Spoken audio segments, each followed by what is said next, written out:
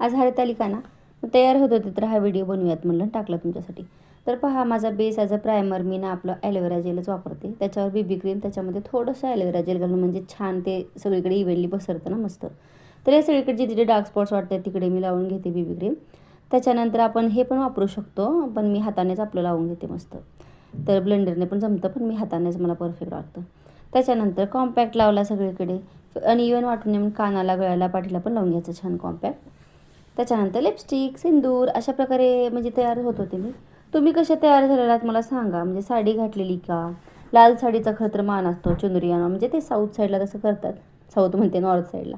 आपल्याकडे काय नाही, काही पण चालतं. बघा हे इयरिंग्स कसे वाटत आहेत.